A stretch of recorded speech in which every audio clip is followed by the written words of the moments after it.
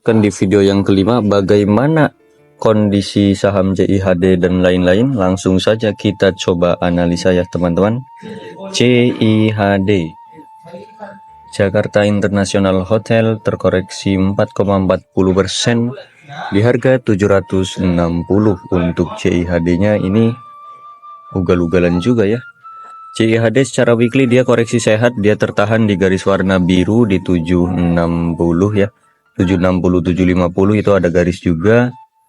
Jadi kesimpulannya untuk CIHD secara MACD dan RSI sebenarnya masih oke, masih punya potensi untuk balik naik kembali ya. Masih ada potensi. Kita cari titik entry yang terbaik. Ini. Untuk CIHD secara teknikal daily-nya kurang oke ya. Tapi weekly-nya memang koreksi sehat. Jadi untuk CIHD hati-hati, dia nggak boleh nembus 700 nih di garis kuning. MACD dan RSI-nya dia sudah agak kurang menarik ya untuk CIHD. Jadi 700 lah ini garis kuning nggak boleh nembus. Namun yang perlu diperhatikan di sini adalah dia masih punya gap. Ada potensi dia nutup gap dulu ke harga 665. Ya, sedikit jauh ya dari 760 ke 660 itu kan jauh. Buat teman-teman yang belum punya barang CIHD, belum saatnya dibeli dulu bagi saya ini, atau menurut saya ini belum saatnya membeli. Kalau mau beli tunggu di 700-an aja, deket-deket garis kuning ya. Kalian belinya di 700-an deket garis kuning. Semoga aja koreksi sampai sana dan mantul di situ ya. Itu untuk CIHD. Karena secara weekly CIHD masih menarik. Ini masih bisa up ke 1000 lagi pun bisa untuk CIHD. Cuma tinggal kita nunggu sabar aja. Masih bisa dan masih kuat lah pasti untuk ke 1000 lagi ya. Lanjut ada PNLF. PNLF terkoreksi 2%. Terkoreksi PNLF secara weekly dia koreksi sehat juga. Masih ada potensi naik, MACD-nya masih oke, RSI pun masih oke. Yang penting adalah dia tidak jebol 370 secara weekly ya. 370 secara weekly dia nggak boleh jebol, itu ada garis warna ungu, secara weekly harus tertahan di situ. Nah, kalau kita melihat secara daily dia bikin pola yang seperti ini ya, set naik turun nanti naik lagi gitu ya. MACD-nya kurang oke, RSI pun kurang oke. Buat teman-teman yang belum punya barang, tunggu saja di 360 sampai 350, itu area koreksi yang cukup bijak lah, kita titik entry-nya di situ. 360 sampai 350 SL jika dia jebol 348 ya. SL kalau dia jebol garis biru ini, kalian SL 360 sampai 350, saya ulangi, SL-nya di 346 boleh. TP-nya nanti di 370, 380 sampai 400 pun bisa. Gitu. Tapi balik lagi ini memang sudah agak beresiko karena secara teknikal daily-nya dia kurang menarik ya. Kurang menarik. Ya barangkali mau nyoba silahkan, boleh tadi. Lanjut ada MDKA. Merdeka Copper menguat 1,20%. MDKA ya. MDKA secara weekly MDKA masih menarik, MACD-nya oke dan RSI pun oke. Dia masih punya target teman-teman. Masih punya target ke 1800. 1800 itu lumayan ya targetnya. Kalau kita beli di 1600 1700 masih oke lah. Untuk ini MDKA kan target weekly ya, 1800 1900 bahkan sampai 2000 itu target weekly. Jadi kalian kalau mau masuk sekarang memang agak kurang oke sih kalau mau masuk tuh. Kalau mau masuk ya, kalian kalau mau masuk MDKA itu di 1650 aja lah teman-teman. 1650 sampai 1600 itu kalian coba cicil ya, tunggu koreksian aja lah ini. MDKA, MACD dan RSI nya udah agak kurang oke kok. Udah agak mengerikan, jadi tunggu koreksi aja di 1650 sampai 1600. Target TP-nya boleh di 1800, 1900 sampai 2000. Masih ada potensi ke sana, apalagi kalau emas-emasan ini masih lanjut naik ya. Itu semakin bagus aja untuk MDKA. Itu lanjut ada keju. Keju. Keju. Mantap juga ini keju.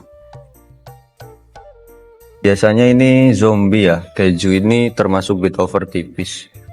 Untuk keju technical daily-nya kurang oke. Ada potensi lanjut koreksi kembali ke harga 586. 586 ini garis kuning itu nggak boleh tembus, nggak boleh jebol. Secara RSI dan MACD-nya dia kurang oke. Untuk keju tunggu aja koreksian lagi ya, kejunya ya. Keju tunggu koreksi. Kalau secara weekly dia masih ada potensi untuk lanjut naik, masih ini. Yang penting adalah 586 dia nggak tembus gitu aja. Kunci dari keju di 586. Kalau dia nembus 586 ya udah cut loss dulu. Jadi buat teman-teman yang belum punya barang boleh coba nyicil di 610 sampai 590 atau 586. SL-nya di 570 atau 580. Itu boleh ya. Target TP-nya boleh ke 700 dulu.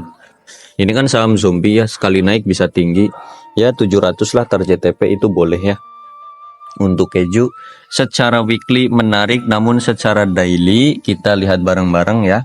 Secara daily kejunya kurang oke. Jadi tunggu koreksi dulu ya di garis kuning. Kalian entry di garis kuning aja, oke? Untuk keju seperti itu. Lanjut ada Fore.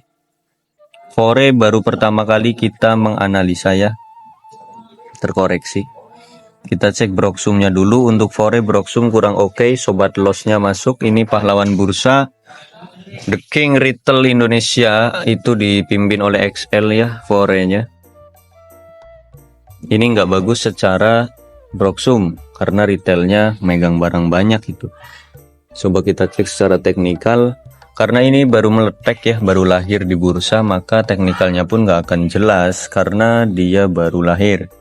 Kita cek lewat time frame terdekat, ada di time frame 2 jam, dia ada potensi naik sebentar paling ke harga 360 sampai 370 udah mentok itu. 360 sampai 370 di time frame 2 jam. Secara time frame 2 jam. Kalau kita melihat time frame 4 jam ya dia juga masih ada potensi naik ya ke 360 370. Jadi kesimpulannya untuk Fore paling punya target kenaikan sesaat aja ini untuk Fore. Target kenaikan sesaat kalian boleh entry di 356. Kalian bisa coba entry di 356 sampai 352, SL-nya di 348, target TP-nya boleh di 360, 370 sampai 400 ya. Itu paling ada target kenaikan sesaat. Boleh lah untuk scalping pendek di Fore ini boleh ya. Tapi time frame-nya paling cuma sampai 4 jam. Kalau time frame daily-nya kan dia belum bisa dianalisa karena garis-garis semerawutnya itu belum muncul ya. Seperti itu. Soalnya ini kan baru IPO. Ya paling 2 sampai 4 jam aja ini scalping di Fore ya. Nggak usah lebih. Oke? Seperti itu saja sih untuk Fore. Saya ulangi di 356 sampai 352 area beli. SL-nya boleh di 348 atau 346, target TP-nya di 360, 370 sampai 400. Seperti itu untuk Fore. Lanjut ada Demas. Lanjut ya sobat-sobatku semua, ada Demas. Demas ini luar biasa, pada minggu kemarin dia naiknya cukup ugal-ugalan ya. Suatu saham invest naiknya bisa ugal-ugalan seperti ini, luar biasa. Untuk Demas apakah boleh dicicil entry Om? Jawabannya adalah tidak boleh. Kenapa? Secara teknikal dia sudah di atas dan ada potensi untuk lanjut koreksi terlebih dahulu. MACD-nya udah nggak bagus, RSI pun sudah nggak bagus ya. Secara teknikal daily. Kalau secara weekly-nya Demas pun sudah di pucuk. Ini walaupun dia sudah breakout tapi kondisinya sudah di atas. Dia sudah bikin 3 candle weekly berwarna hijau dan itu cukup berbahaya. Semoga saja besok nggak lanjut turun ya. Bagi teman-teman yang sudah punya barang boleh cicil take profit terlebih dahulu. Om, saya kan niatnya invest, cuma nyari dividen di sini. Ya silahkan kalau omnya niatnya invest. Tapi kalau kalian niatnya swing atau scalping di Demas, itu lebih bijaknya di take profit terlebih dahulu. Ya, pasang trailing stop di 170. Jika dia jebol 170 maka ada potensi lanjut turun ke 165, 160 sampai 150 lagi. Itu untuk Demas. Secara weekly RSI dan MACD-nya sudah beresiko. Tidak disarankan untuk membeli Demas. Seperti itu untuk Demas. Lanjut ada WIRG. WIRG terkoreksi ya. Terkoreksi untuk WIRG-nya terkoreksi. WIRG secara weekly dia masih enjoy saja ya kan, woi, lagi santai kawan, itulah WIRG. Yang penting dia masih di atas 85, 80 itu masih aman ya untuk WIRG-nya. 85, 80 masih aman lah selama di atas garis tersebut ya. Dia masih punya target kenaikan ke harga 95, 96. Jika dia break 96 maka lanjut ke 100 sampai 105 secara weekly. Ingat, ini target mingguan yang tidak akan bisa diselesaikan dalam satu hari. Nah, kalau kita melihat dari technical daily-nya WIRG, itu dia punya support di 84 ya. Jadi kesimpulannya, untuk WIRG kalau dia jebol 84, 85 maka boleh di cut loss dulu. Boleh, karena ada potensi ke 80. Kalau dia masih ketahan, misal closingan masih di 85 atau closing masih di 84 gitu ya.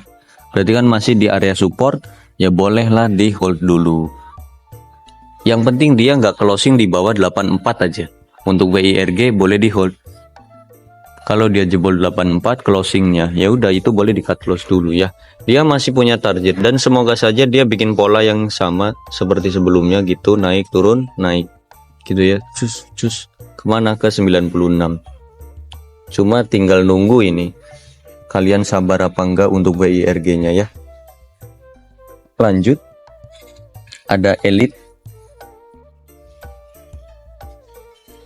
Elite terkoreksi 5%. Mantap juga ini Elite koreksiannya ya. Elite secara daily dia kurang menarik ya. MACD dan RSI nya pun kurang oke. Ada potensi lanjut koreksi kembali ke harga 183, 181. Jika garis tersebut jebol maka potensi lanjut turunnya agak dalam ini ke 160 sampai 155. Harap berhati-hati untuk Elite-nya, secara daily dia kurang menarik. Kalau kita melihat secara weekly pun dia sudah di atas dan kurang oke ya. RSI dan MACD-nya juga sudah kurang oke.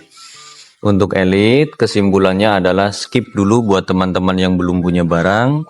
Kalau buat omnya yang sudah punya barang, pantau harga 183 180. Kalau dia nembus harga tersebut, di stop loss terlebih dahulu, itu lebih bijak ya Elite-nya ya. Seperti itu saja untuk Elite. Lanjut yang terakhir ada Cegas. Citra Gemilang Nusantara. Gimana ini Cegas? Cegas secara technical weekly dia nggak bagus ya. Naik sesaat doang ini ya. Sesuatu yang naiknya cepat pasti turunnya juga akan cepat. Untuk Cegas, pantau harga 93 ada support, dia nggak boleh jebol. Kalau 93-nya jebol maka potensi lanjut ke 90 sampai 88 itu secara weekly. Dan secara daily pun ya polanya sama seperti sebelumnya, naik sebentar doang terus lanjut turun lagi ya. Itu untuk Cegasnya, harap di skip terlebih dahulu. MACD dan RSI-nya kurang oke. Buat teman-teman yang masih suka Cegas mungkin tunggu di 88, 86 itu lebih bijak, atau tunggu di 80-an lagi pun itu lebih oke ya Cegasnya ya. Nggak boleh beli di harga sekarang, oke? Mungkin seperti itu saja untuk video yang kelima. Sampai jumpa di video yang terakhir nanti. Bye-bye.